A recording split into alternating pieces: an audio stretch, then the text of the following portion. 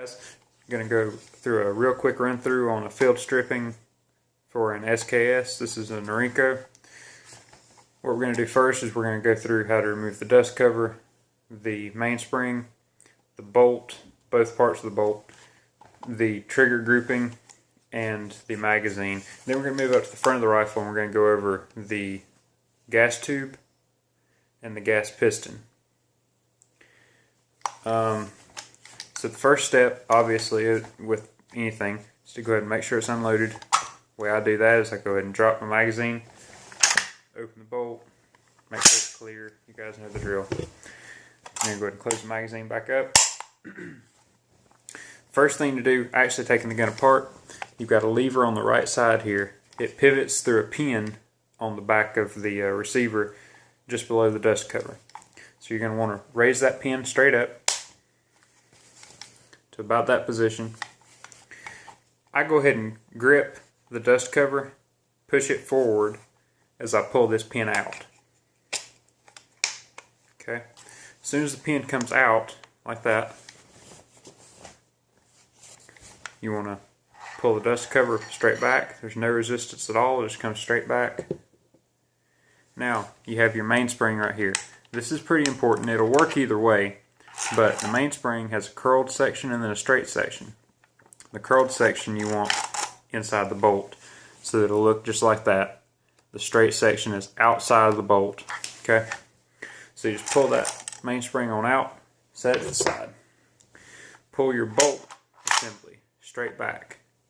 Now you'll see here, here's one part of the bolt. Alright, now here's the second part of the bolt. When it's inside the gun, these two are linked together. They move together. They're one piece.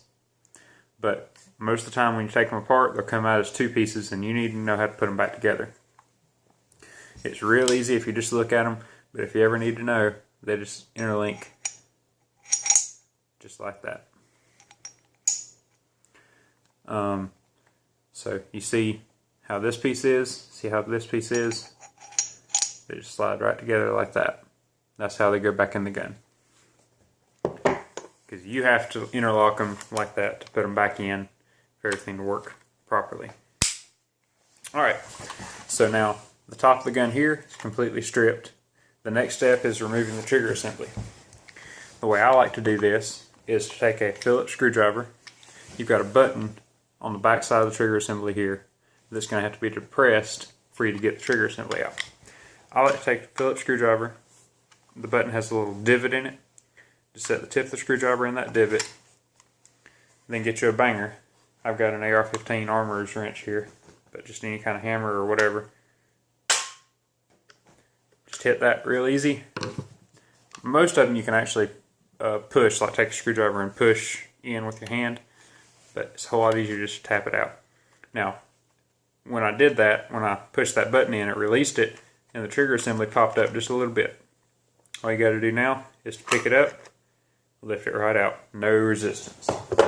Okay. Now, this magazine is a little bit tight in this gun. Most of them are easier than this that I've dealt with, but grip the back of the magazine. After you have the trigger assembly out, you have to take the trigger assembly out to do this part. Grip the back of the magazine, pull it straight up and out of the gun. Don't grip the front. The front has a catch. It's locked in there. You have to rotate the back up and pull it straight out. Alright, so now the trigger assembly is out, the magazine is out, and I hadn't really planned on doing this, but since we have it this way, if you want to take your stock off, since I've got the bayonet on there, I have to open the bayonet, and now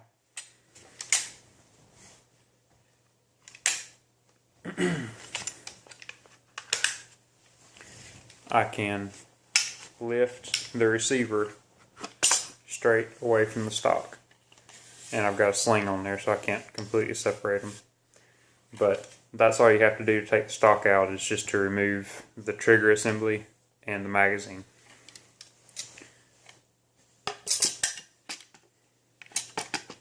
Go ahead and put the stock back on, just so it's easier for me to work with here. Now, I'm going to go ahead and reassemble the magazine and the trigger assembly before I get to the gas tube.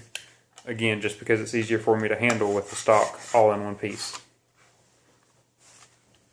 Fold up my bayonet again. Take the magazine. Remember how I said that tip was latched in. You want to start the tip in and fold it on down. Now, again, this one's tight, so it's a little bit of a bear to get everything lined up properly.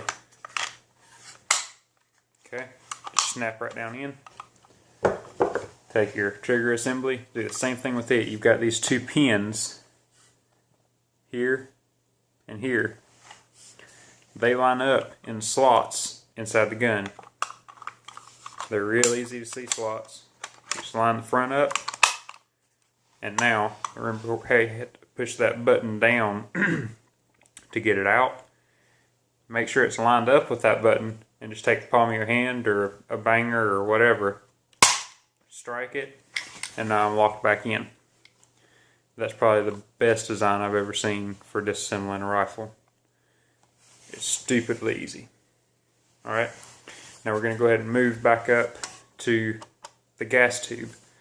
The gas tube, you've got a lever right here, which has to be rotated up. Only rotate it up a little bit at first to remove the gas tube. Don't bring it all the way around.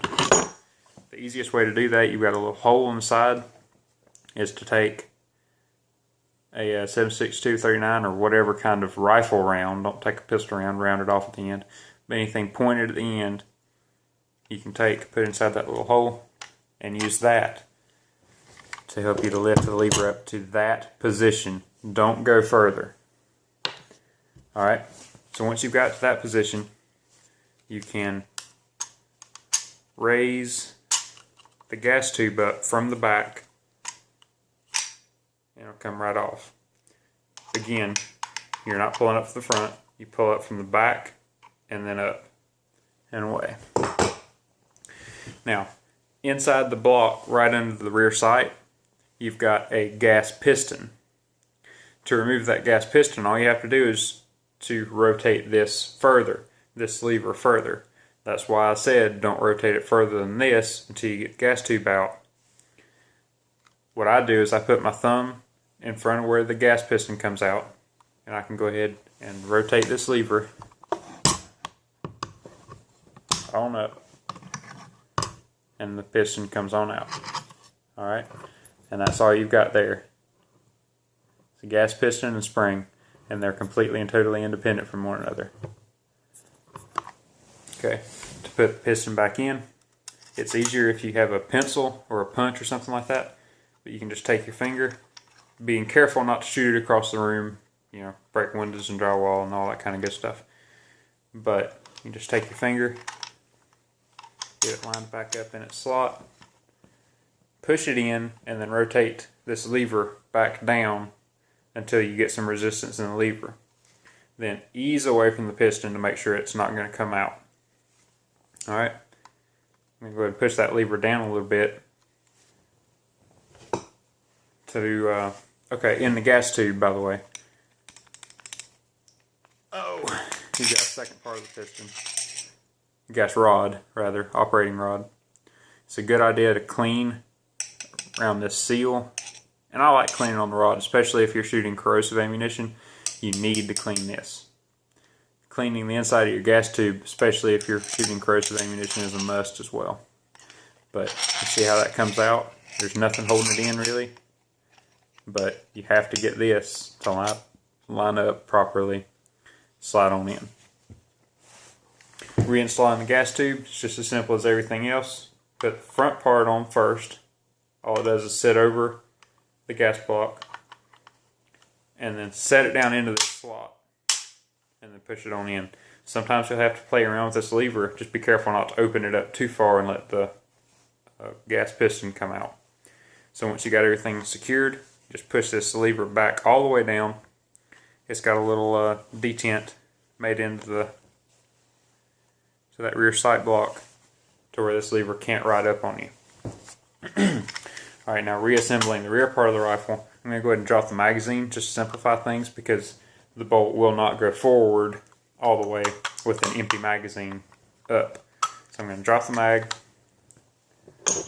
take my bolt, make sure it's interlocked correctly. Now start your bolt in the rearward position, just like you had to take it out. Okay, make sure you're in the rails correctly. Slide it forward. No resistance whatsoever. Just slides freely.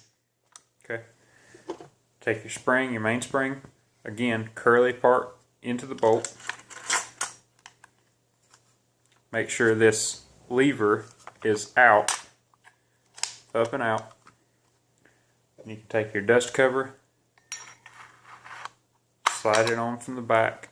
Take your thumb, push the dust cover up into position, push your pin in, rotate it downward.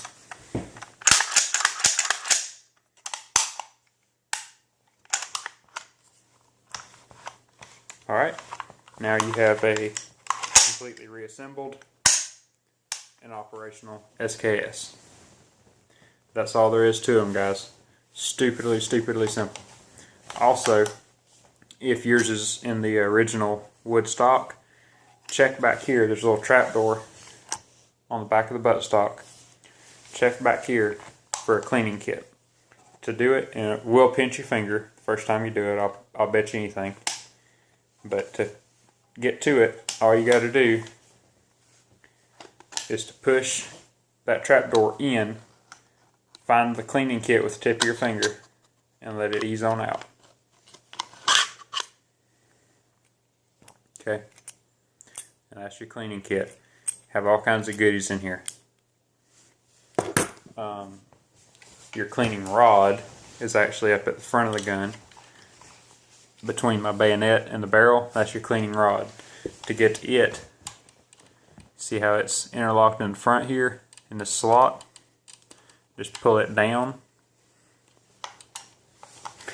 Easier said than done.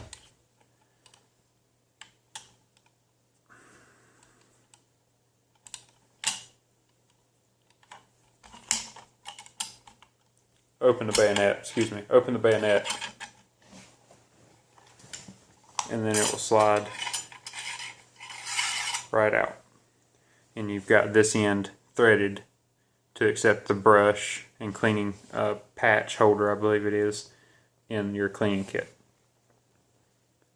Put it in, just find the hole for it, find the hole in your stock, bring it back in.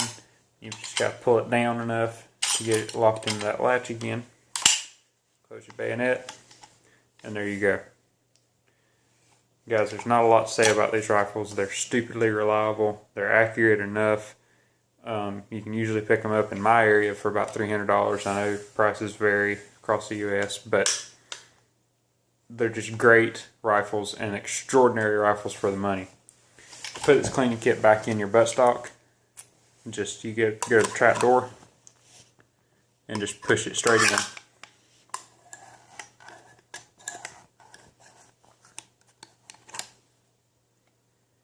Okay, not a whole lot to it.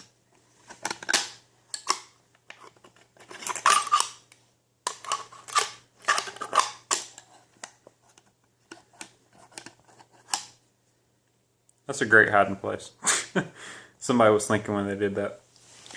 But anyway, these are great rifles. I'd love to do some more videos on them, but they're so simple that I think I just covered pretty much everything and then some that you need to know about them. If you own one, then you already know this, but this little folding part by the trigger, that's your safety. Up is on safe, down is on fire. Alright guys, well hopefully this helped you. Hopefully I didn't bore you to death. And if you enjoyed, or if this was helpful to you, just hit that like button down at the bottom just to let me know what I need to do or don't do. If I did something that was just completely outrageous to you, then suck it up and don't watch my videos anymore. Hope y'all have a great day, and God bless.